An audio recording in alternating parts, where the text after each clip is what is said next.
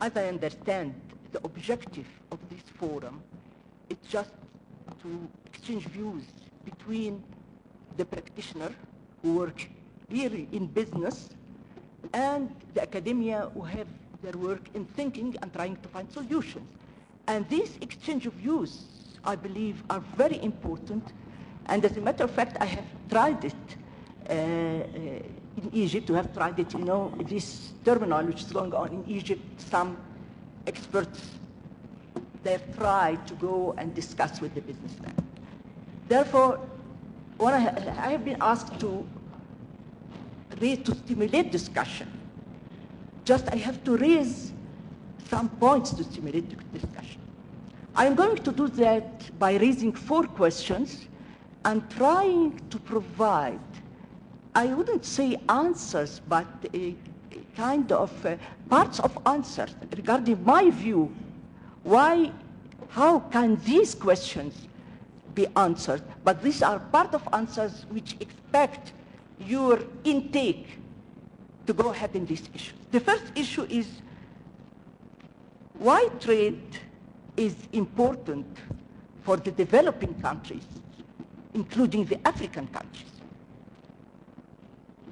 And here you see that I'm talking about developing countries, and not because African countries, you have to look at, there are some parts of the problem which is general, which we should get acquainted of, and then specific parts for the African countries. Because why we didn't, I mean, less developing African countries did not expand in trade.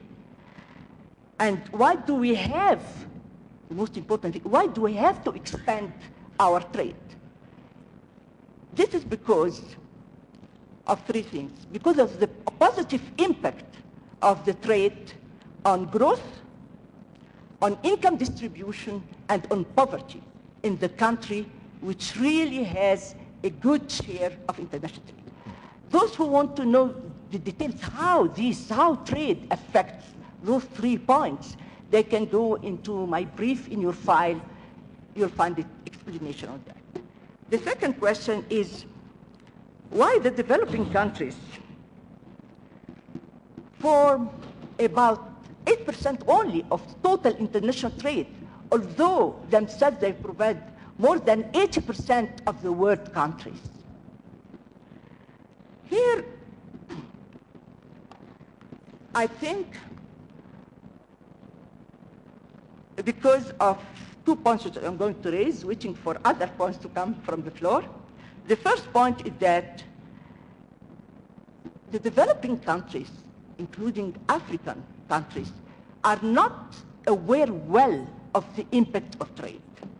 And so they don't give it emphasis or enough emphasis to develop this issue.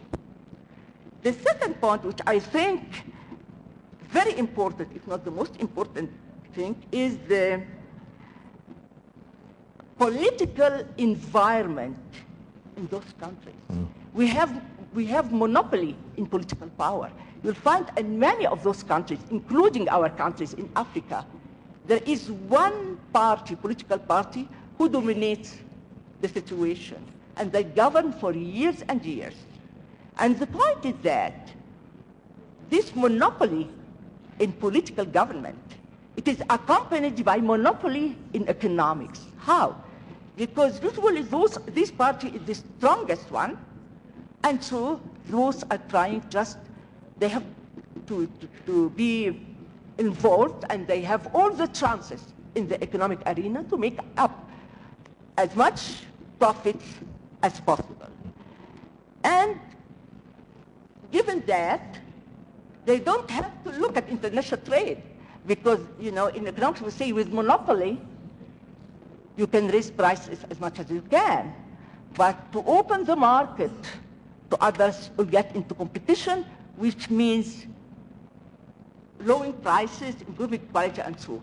But with this monopoly of political power, you'll find we have monopoly in economic power.